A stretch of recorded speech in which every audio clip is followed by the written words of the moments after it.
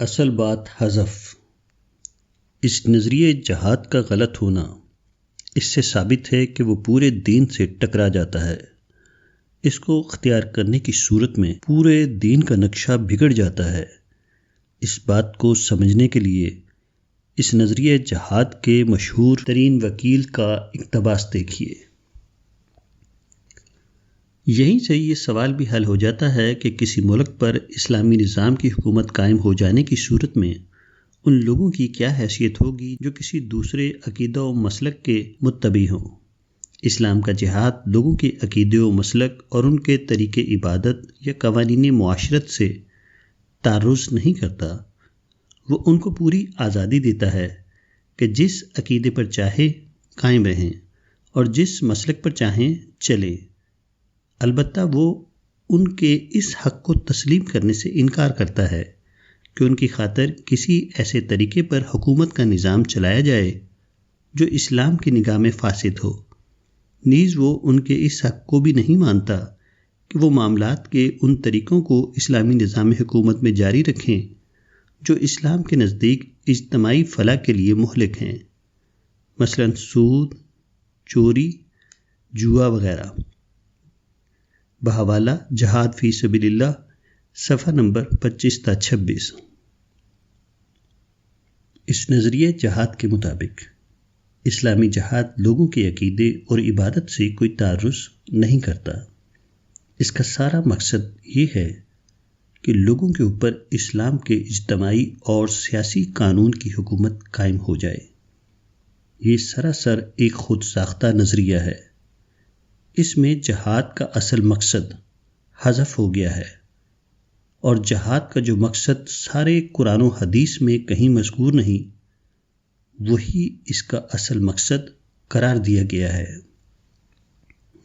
سورہ فرقان میں توحید بحوالہ آیت نمبر 2 اور اللہ کی عبادت بحوالہ آیت نمبر 55 کا ذکر ہے، اور توحید اور عبادت کی اس دعوت کے خلاف منکرین جو شبہات پھیلا رہے تھے ان کو دلائل سے رد کیا گیا ہے۔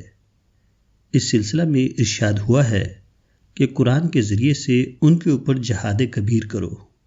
یہاں واضح طور پر جہاد سے مراد وہ عمل ہے جو توحید اور عبادت الہی کی تبلیغ کے لیے کیا جاتا ہے۔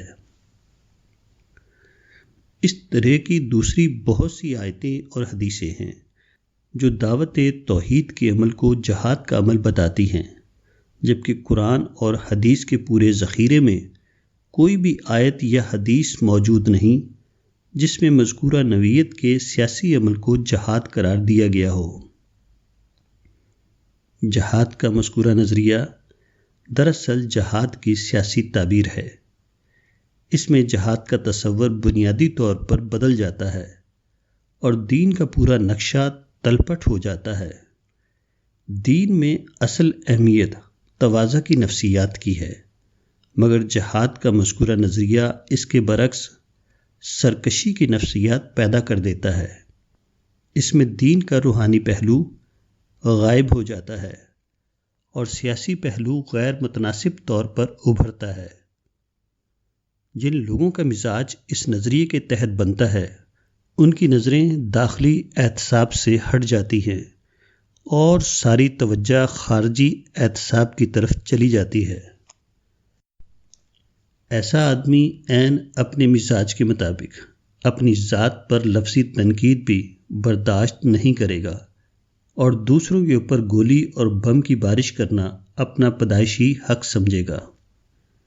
تعمیری میدان میں سرگرم ہونا اس کو غیر اہم نظر آئے گا، البتہ تخریب کے پروگرام سے اس کو بہت زیادہ دلچسپی ہوگی۔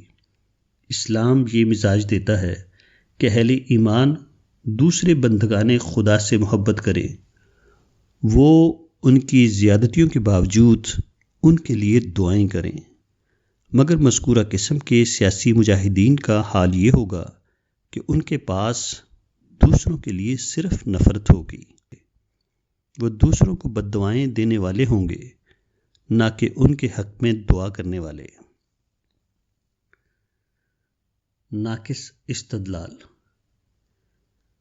یہ انقلابی نظریہ ساز اپنے نظریے کے حق میں قرآن کی جو آیتیں پیش کرتے ہیں ان کی حیثیت محض بے جا جسارت کی ہے، کیونکہ ان آیتوں کا ان کے انقلابی نظریے سے کوئی تعلق نہیں۔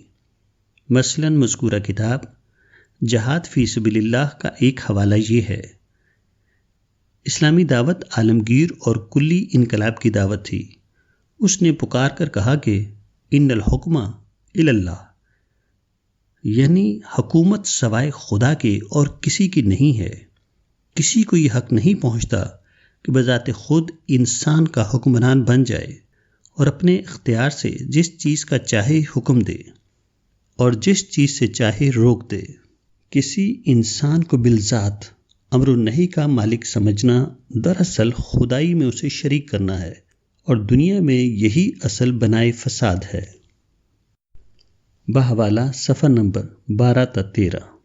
اس اقتباس میں قرآن کی آیت ان الحکم الی اللہ کو اپنے انقلابی نظریے کے حق میں بطور دلیل پیش کیا گیا ہے، مگر اس آیت کا مذکورہ نظریے سے کوئی تعلق نہیں۔